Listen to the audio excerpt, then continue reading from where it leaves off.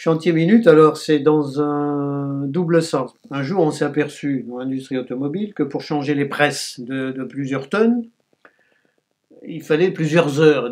On s'est rendu compte que certains changeaient ces outils de presse. Là. Donc il faut changer, faut arriver avec des machines qui enlèvent la presse pour en mettre une autre, pour emboutir une autre pièce. Ça prenait des heures. On dit, mais tu veux nous faire changer les presses en quelques minutes? Et alors, l'exemple qui était pris, c'était le changement des pneus en Formule 1. À l'époque, on arrivait à changer le pneu en, je dirais, quelques dizaines de secondes d'aller. Alors que encore quelques années avant, c'était peut-être plusieurs minutes. Et c'est combien aujourd'hui? Combien faut-il de temps sur une voiture de course de Formule 1 pour changer les 4 pneus? Le record, c'est 1 seconde 88 centièmes. Donc l'idée de la minute, ça donne de la dynamique dans l'entreprise, là où on s'endort.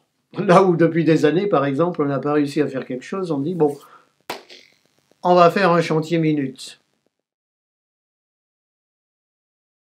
Alors, par exemple, je peux vous prendre l'exemple d'un chantier que j'ai conduit pour une part, dans une entreprise de pièces détachées, pour répondre aux clients qui étaient souvent un garagiste, les magasiniers prenaient du temps, et parfois ils allaient vérifier dans le stock, il faut voir ce que c'est qu'un stock de pneus, il y a des milliers de pneus, et comme les pneus étaient souvent pas bien rangés, bon, le gars il cherchait, il avait le client au téléphone qui finissait par s'impatienter et raccrocher, quoi.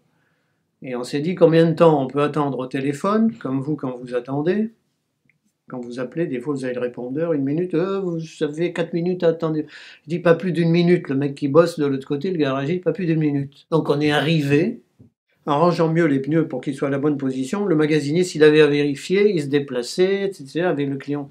Et en moins d'une minute, il répondait. Donc comment on a fait le chantier minute, là, c'est le résultat en moins d'une minute. Comment, par exemple, dans un standard, répondre à un client en moins d'une minute? Comment répondre au chef en moins d'une minute? Ça peut faire sourire, mais ça devient des leitmotifs intéressants. Donc le chantier minute, c'est à la fois dans l'exemple que j'ai cité, comment obtenir un résultat concret et satisfaire le client en moins d'une minute, mais ça peut être aussi décider rapidement. Je trouve que décider rapidement et en moins d'une minute, j'ai expérimenté ça. Avant, on appelait ça on prenait l'exemple de l'ascenseur. Vous vous retrouvez dans l'ascenseur avec votre directeur général, ça ne vous est jamais arrivé, et d'un seul coup, si ça vous passe par la tête, vous dites tiens, j'ai une minute pour dire quelque chose de fort, ou dans la vie, parfois, pour décider. Ça marche très bien. Le chef dit, attendez, ça fait 1 an qu'on tourne autour du pot, vous m'avez fait des rapports et des trucs, bon, on est là tous ensemble. Mais vous avez une minute pour me faire la proposition partagée. Une minute, hein. Et ça marche. Et on décide. Et quelques semaines ou quelques mois plus tard, on s'aperçoit qu'au fond, avoir décidé rapidement, on peut se gourer, mais au moins on a décidé. En moins d'une minute. La minute est caricaturale. Vous pouvez dire 3 minutes, vous pouvez, mais pas 3 jours, 3 semaines, 3 mois, 3 années. Donc au fond, le chantier minute, c'est à la fois faire des chantiers, du travail, pour faire en sorte qu'on obtienne de réaliser une opération en moins d'une minute. Les points forts, pardonnez-moi, d'un chantier minute, c'est cette dynamique que ça donne, cette accélération que ça donne. Vous me dites qu'on peut le faire seulement en 1 heure, vous allez me le faire en 1 minute. Oui, on y arrive.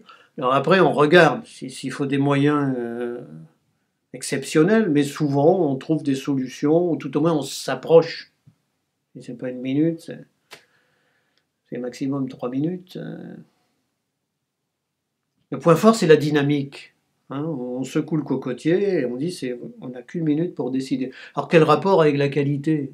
Plus on fait de chantiers rapides, intelligents, tournés vers le client, et plus on améliore la qualité et la performance. Alors je ne sais pas si je peux répondre sur le système de qualité. Il y a tellement de discours là-dessus, mais pour moi la qualité, ça s'appuie sur 3 choses fondamentales, très très très simples. Parfois on fait des choses compliquées, c'est 1, bien faire son boulot. Déjà, faisons bien notre boulot. Okay. 2, apprenons à progresser ensemble. Je crois que celui-là, c'est très difficile. Et troisièmement, écoutons le client, mais écoutons le client. C'est pas, c'est pas le marketing online qui s'appelle écouter le client.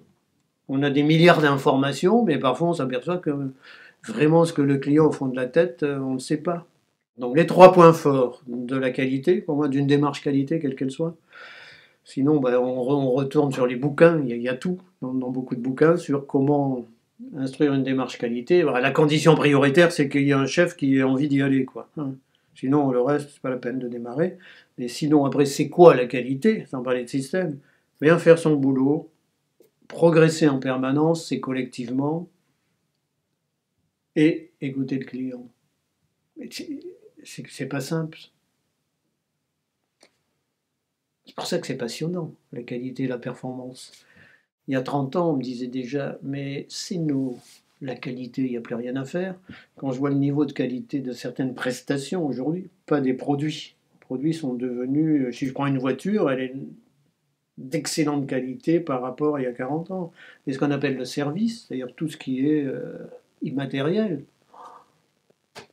encore du boulot là.